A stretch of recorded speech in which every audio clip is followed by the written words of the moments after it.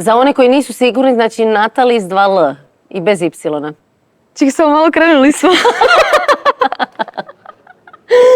Ok, da, Natali s 2 L. Hoćeš da ponovimo? Iako je meni ovo super Čekaj, šta? početak. Dobro, ok. Znači, u pravom je životu Natali s jednim L i sa I. Umjetničko ime si dodala još jedno L. Jesam. Da bude ono malo upečatljivije i da se nekako prepozna. Mislim da je fora i meni se sviđa, tako da tako smo odlučili svi zajedno, cijeli tim.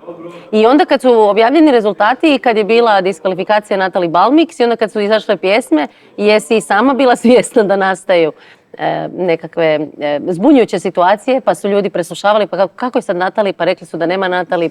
Pa da, je, i dan danas, mislim, i dalje kad vidim neke videe, ne znam, netko napiše, možda neki komentar kao što nije ona ispala.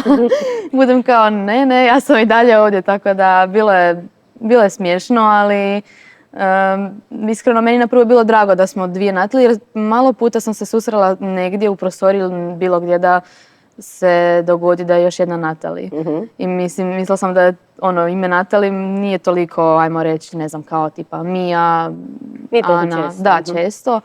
Tako da bilo mi je baš drago i da ću ju upoznati sve, ali nadam se da će biti još neka druga prilika. Pa hoće, obje pjevate, nastupate, da. Pa da malo više saznamo o tebi. Zapravo si studentica na učiteljskom fakultetu. Jesam, ali trenutno mi je fakultet na pauzi. Nekako vidim da je došla ta prilika da se posvetim glazbi i želim biti 100% u tome, tako da evo, uhvatila sam tu priliku i želim ju iskoristiti maksimalno. A krenulo je sve sa Voice-om? Da, tako. Ili možda još nešto ranije? Pa mislim, ja pjevam od uvijek, tako da od malena pjevam, išla sam na ta razna natjecanja, dječja, festivali i bio je još jedan televizijski show, to je bio prvi televizijski show na koji sam nekako upoznala kako funkcioniraju i kamere i sve ostalo i cijeli taj svijet, to je Zvjezdice. Ali baš neki ozbiljni show, to je najozbiljniji, je The Voice definitivno, jer ipak sam i starija i razumijem više toga, znam kako se snaći u bilo kakvoj situaciji. Nekako kad sam bila mlađa znala sam da nisam bila toliko svjesna ni oko sebe šta se događa, samo sam znala da želim otpjevati i da ću dobro to otpjevati. A sada kada sam starija onda mi je svašta po glavi, tako da o svemu razmišljam, ali u The Voice jednostavno, u The Voice sam baš stekla puno iskustva i mislim da mi je to puno pomoglo. Je li lakše bilo kad nisi bila svjesna toga svega okolo? Je. Nisi baš nekad se zamarala s tim? Da, baš si nekad mislim, evo sad baš i kad gledam The Voice Kids, koliko su neustrašivi, koliko se možemo mi ugledati na njih. I mislim da, iskreno nekad sam si bila pomislila da je bolje da je The Voice Kids bio prije nas, da se mi možemo ugledati na njih i da nekako nam oni daju više te, ajmo reći, hrabrosti, jer baš su neustrašivi i idu za svojim ciljem i mislim da sam takva bila ja kao dijete, mislim jesam i dan danas, ali više toga me muči po glavi, razmišljam više stvari, ali na kraju je samo bitno da se opustim i uživam u izvedbi. A to je odrastanje, postajemo svjesni svega i zamaramo se možda i sa nekim nebitnim stvarima. Kad spominješ ciljeve, koji ti je cilj sada koji imaš u životu? Pa cilj koji sad imam u životu je definitivno da napravim svoj album prvi. Želim da jednostavno ljudi se pronađu u mojim pjesmama, da stvorim neki svoj krug publike i da prenosim tu emociju koju imam u sebi. Eto. Balade na Dori, to je nešto što smo prije imali kao najnormalnije, to je zapravo bio manje više jedini žanr. Danas ih je nešto manje, ali još uvijek, misliš li da su izgubile zapravo na popularnosti u Hrvatskoj na Eurosongu ili da su još uvijek dobre za ponuditi baš na takvom glazbenom natjecanju? Pa mislim da su naravno uvijek dobro došle, jer uvijek se nađe neka balada koja rasturi sve one brze pjesme, tako da mislim da se samo treba dogoditi i da jednostavno, i da nije neka pobjednička balada, sigurno će se slušati i živjeti vječno, tako da to se barem ja nadam za svoju pjesmu. Mislim, nemam nikakva očekivanja i ne razmišljam o nekoj pobjedi, ali mislim da nekako u sebi vjerujem da će ta pjesma moja se slušati dugo nakon Dore. Jesi ikad pisala pjesme ili uvijek pjevaš tuđe? Nisam, iskreno jesam se okušala, ali svaki put nekako kao da nisam dovoljno se ohrabrila još u tome i da nisam se odvažila, ok, sad ću ja sjesti napisat. Znam da to u sebi imam, ali kao da me neki strah ili sram ili ne znam, još nisam se odvažila, ali vjerujem da hoću kroz vrijeme. Tako da trenutno ove moje prve 2 pjesme koje imam mi je napisala Marija Mirković, a za Doru Alka Vujica. I kako je kad dobiješ taj tekst prvi put? Čitaš, odmah pjevušiš ili ti oni već puste neki demo? Pa prvi put odmah onako nekako uz klavir čisto da mi uđe melodija u uho i svaka pjesma do sada na kojoj smo radili odmah mi je ušla u uho i nekako već kako su me upoznale znaju šta volim, kako dišem, šta mogu lijepo prenijeti, tako da uvijek je to bio dobar odabir. Ali iskreno prvi put kad sam pjesmu Laku noć, što mi je prva pjesma, kad sam ju dobila i kad su mi rekli ok, mislim da bi ta pjesma bila super, nekako kako mi je to bilo sve novo, nisam ju mogla odmah na prvu prihvatiti kao ok, to je moja pjesma. Nekako trebalo je više vremena jer znam da nisam ja ni napisala i sve to što ide s tim, ali kroz vrijeme nekako i kroz taj neki period života koji sam prolazila, mislim da sam ju baš prisvojila i baš da je ono moja pjesma. Je se to dogodilo i s pjesmom za Doru? Je, stvarno je. Zapravo mi prvu pjesmu, to jest pjesmu za prvi singl smo birali jednu večer Marija Mirković i ja i odmah mi je pokazala i tu Dom si srcu mom koja je sada na Dori. I nekako mi se ta pjesma najviše i svidjela od svih, ali rekli smo ajmo ju negdje pustiti sa strane, mislim da toj pjesmi treba nešto veće. I tako je neplanirano i spontano došla i prijava za Doru, tako da nisam očekivala ni da ću proći, ni da će to biti ta godina, ali stvarno mi je od uvijek želja otići na Doru. Od uvijek gledaš Doru? Ili baš se sjećaš nekog trenutka kad si gledala neku Doru i rekla ja ću jednom biti tamo? Mislim, pratim Doru od uvijek, stvarno. Nije da sada pretežito sve pjesme i slušam i da sve nekako sam uživljena u to, ali uvijek kad sam gledala tu pozornicu i sve što se tiče Dore mi je bilo wow, kao ja bi jednog dana stvarno to voljela.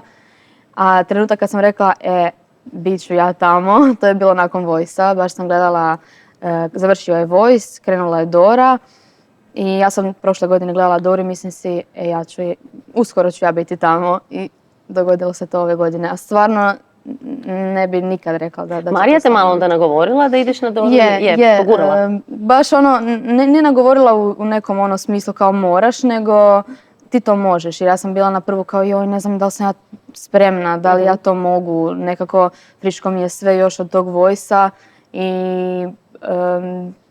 ne znam, koliko god je na Voice-u bilo stvarno predivno, tu je i pritisak i stres i sve zajedno što dolazi s time, tako da nisam mislila kao da li sam spremna ja za taj korak za Doru, ali nekako prespavala sam si par noći i mislim si idem, ako imam priliku, ako imam pjesmu, mislim da je nekako se dogodilo sve u pravo vrijeme i u pravom trenutku. Da. Eurosong isto pratiš onda? Da, pratim. Što ti je tu najljepše? Pjesme koje ti se sviđaju ili cijeli taj šušur i sve ono što Eurosong donosi sa sobom? Pjesme, izvođači i kad se dogodi nekako cijeli paket izvođača, pjesme, emocije, to mi je nekako najljepši dio. Ovo nekako sve ostalo, taj šušur i to pokušavam niti ne pratiti jer izbjegavam jer mislim da je najljepša emocija i osjećaj kada gledaš nekog kako izvodi pjesmu. Ovo ostalo mi je samo show. Tako da mislim da je za mene najljepše kad netko izvodi i kada pokaže šta ima. Tako da to. Pa dobro, možda kroz baladu je to i najjače. Ima pjesama koje su baš napravljene za show i nekako bez toga ne idu. Koliko ti kod balade bitan nastup? Pa bitna mi je ta interpretacija i nekako meni prirodno dođe u svakoj riječi, ne znam, pokazati neku ekspresiju lica. Naravno, ima balada na kojima se može i neka koreografija napraviti. Nisam se još ukušala u nekim koreografijama. Znam da i to bih voljela i znam da želim u budućnosti probati neke brže pjesme, tako da nisam nikad rekla da nisam za to. Čak više slušam, ajmo reći, pjesme bržeg ritma nego balade, ali u baladama znam da mogu prenijeti ono što imam u sebi i za sad je to tako. U nekoj pjesmi bržeg ritma možda se tolerira i neka vokalna pogreška i slično. U tvojoj pjesmi mislim da nemaš pravo, jel da? Nemam pravo. Nemaš pravo na greške.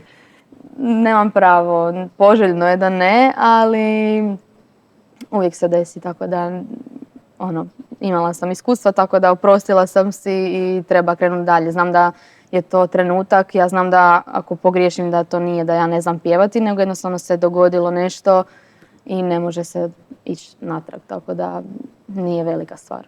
Ovo kad si spominjala da si prespavala par puta pa rekla ma mogu, da, idem na Doru.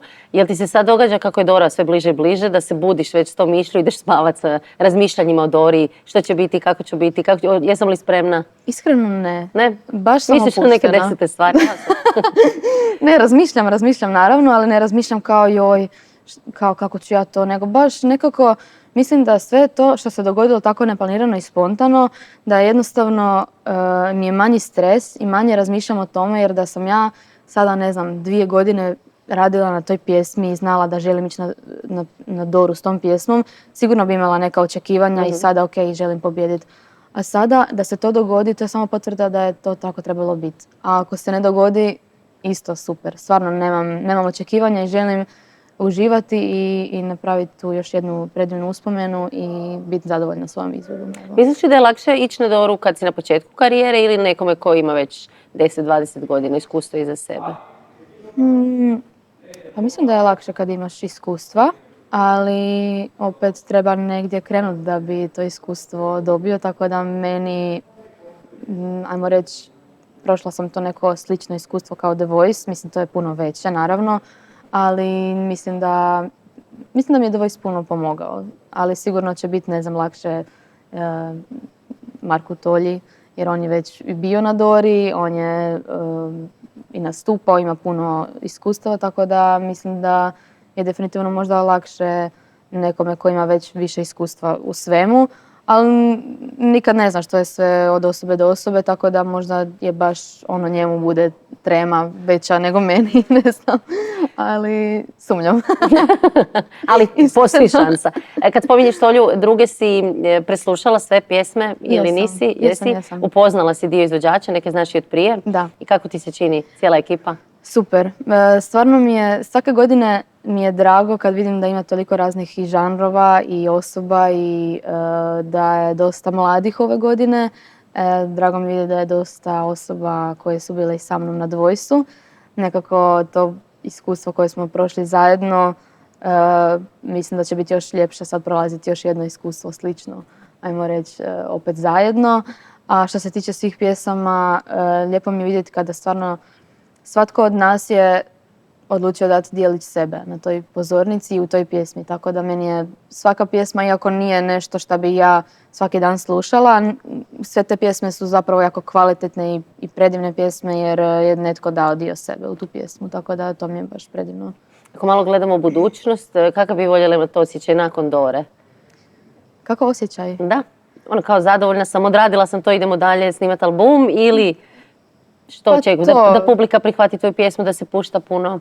Pa i jedno i drugo, zapravo. Mislim, sigurno ću se odmah baciti na posao, ali voljela bih naravno da ta pjesma da se sluša i vidim da je već do nekih ljudi došla, da su se ljudi prepoznali u njoj, da jednostavno da su je napravili nekako i svojom i to mi je nekako najdraže.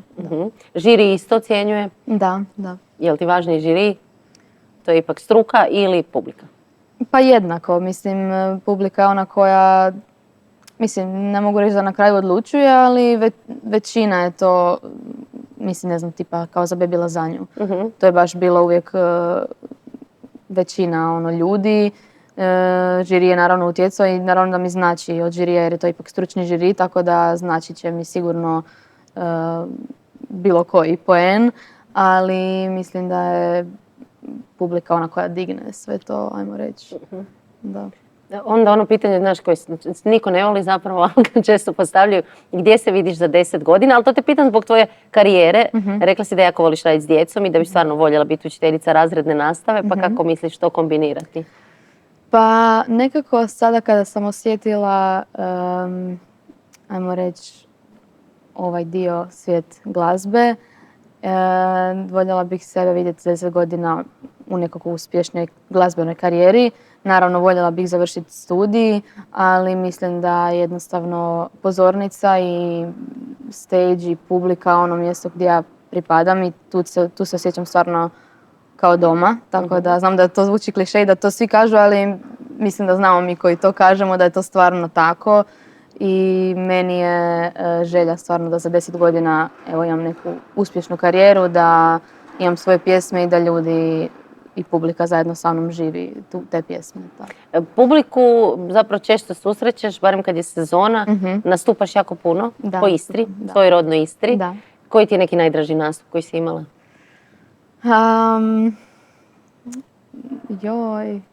Ne znam, mislim svaki je poseban, uvijek je, svaki nastup je neka nova priča, tako da nemam neki najdraži.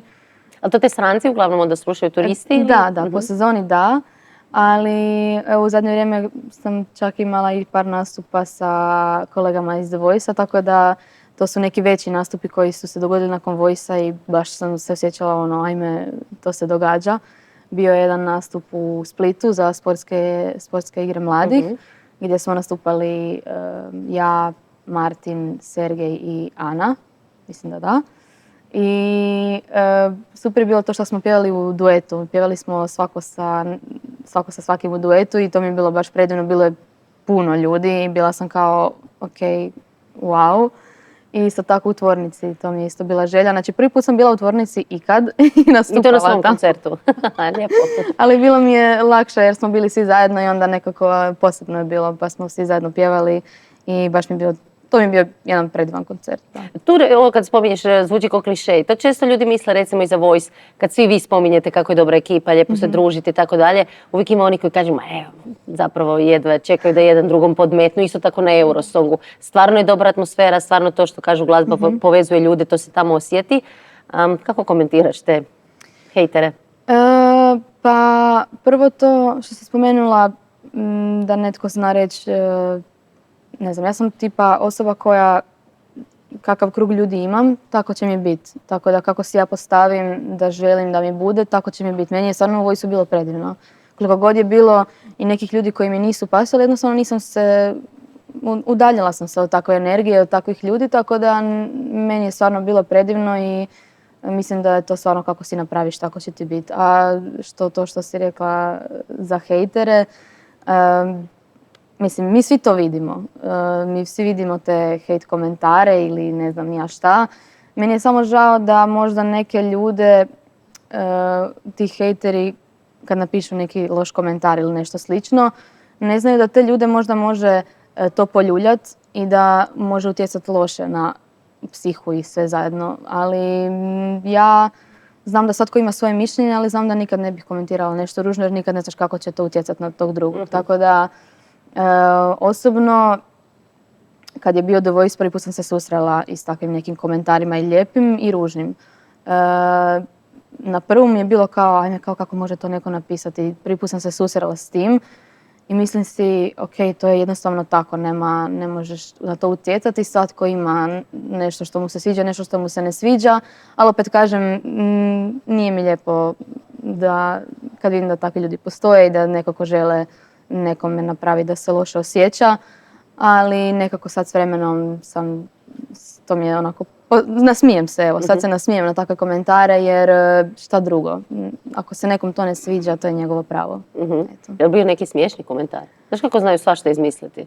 Da, pa ima svega, sad ne znam šta je bilo. Dobro, zaboravila si. Znači da si se lijepo distancirala od svega toga. Da. Ova količina pripremnih radnji za Doru, pa intervjui, pa snimanja, pa ni ne znaš više. Oprostite, šta snimamo danas? Kako ti je to sjelo, leglo?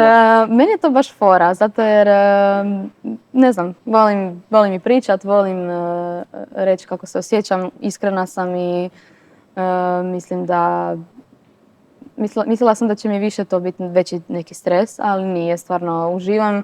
Nekako stvarno mislim da mi je stalno spominjem The Voice, ali stvarno sam puno sam se opustila u tom showu. Bilo je puno i kamera i pričanja i intervjua da jednostavno mislim da sam taj led probila, tako da mislim da mi je sad lakše. Inače prije, iskreno, kad bi me neko pitao, ne znam, nešto da odgovorim, ja sam bila kao, nemojte me ništa pitat, jer rađe bi pjevala nego pričala, ali sad mi je to super, navikla sam se. Što ćeš nam otkriti o nastupu? Pa mogu vam otkriti. Pa da. Ali ne, mislim, otkrit ću vam da će to definitivno biti jedna emotivna i moćna izvedba i da će biti baš nekih zanimljivih vizualnih efekata. Hvala ti. Molim.